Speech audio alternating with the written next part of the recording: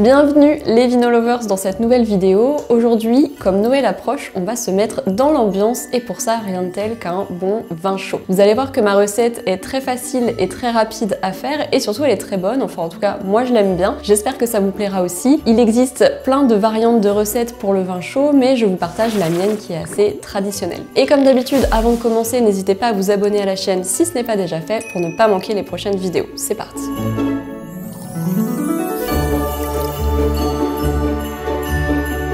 Alors juste avant de rentrer dans le vif du sujet, je tenais à remercier le sponsor de cette vidéo et vous allez voir que ça va vous donner des idées pour Noël. Il s'agit de Funbooker, un site très cool sur lequel vous pouvez trouver plus de 11 000 ateliers disponibles partout en France. Au niveau des thématiques, il y en a pour tous les goûts. Vous trouverez bien sûr des ateliers autour de l'œnologie, comme des dégustations de vin, des ateliers accords mets et vins et aussi des initiations à l'œnologie. Mais il y a aussi des ateliers autour de la gastronomie, du bien-être, des loisirs créatifs, des sensations fortes, etc. Donc si vous êtes en panne d'idées cadeaux pour Noël, allez faire un tour sur leur site, vous pouvez rechercher les ateliers par ville et par catégorie et vous pouvez également comparer les activités entre elles pour trouver celle qui vous conviendra le mieux. Moi par exemple, j'ai repéré un atelier pour créer son propre vin au Cave du Louvre à Paris, donc c'est un atelier d'assemblage pour créer sa propre cuvée en fonction de nos goûts. Pour les Bordelais, j'ai repéré un atelier vin et fromage chez un caviste à Bordeaux et puis pour les Lyonnais, vous avez par exemple un atelier de dégustation vin et chocolat dans un domaine pas loin de Lyon. Et ça, ce sont juste quelques exemples parmi les milliers d'ateliers disponibles, donc je vous laisse jeter un œil par vous-même. Et si vous ne savez vraiment pas quoi offrir à Noël, Funbooker propose aussi un Fun Pass qui fonctionne comme une carte cadeau. Et du coup, la personne à qui vous l'offrirez pourra directement choisir son activité sur le site, comme ça on est sûr de ne pas faire de faux pas. Donc je vous partage tous les liens en description et je vous laisse découvrir les différents ateliers proches de chez vous. Et maintenant, place à la fameuse recette du vin chaud.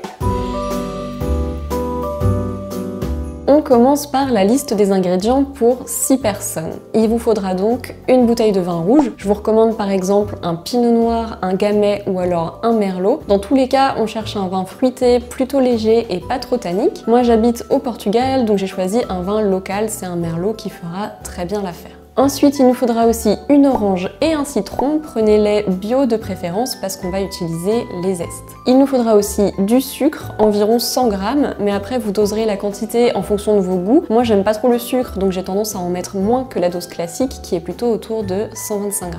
Et maintenant, place aux épices. Il nous faut 2 bâtons de cannelle, 2 clous de girofle, une étoile de badiane et un peu de noix de muscade râpée ou moulue.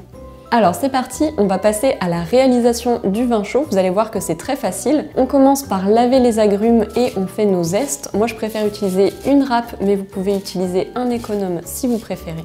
Ensuite, on met dans une casserole le vin, les zestes, les épices et le sucre. On va mettre le feu assez fort et remuer régulièrement.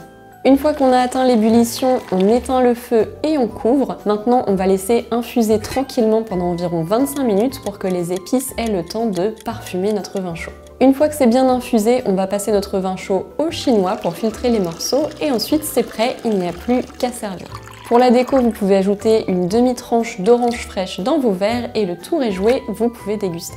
Voilà, j'espère que ça vous a plu. Si c'est le cas, n'oubliez pas de laisser un petit pouce bleu et n'hésitez pas à me dire en commentaire si vous ajoutez d'autres ingrédients dans votre recette. Je sais que certains ajoutent de l'alcool fort comme du cognac, d'autres ajoutent aussi un peu de jus de citron et du jus d'orange. Il y a vraiment plein de variantes possibles, donc n'hésitez pas à me partager les vôtres en commentaire. Et enfin, si vous voulez approfondir vos connaissances sur le vin, apprendre à déguster, savoir bien choisir vos bouteilles, etc., allez jeter un œil à mes cours d'œnologie en ligne. En plus, vous avez un cours gratuit à votre disposition sur mon site, je vous remets le lien directement en description. Voilà, merci d'avoir regardé la vidéo jusqu'au bout et à très vite, salut!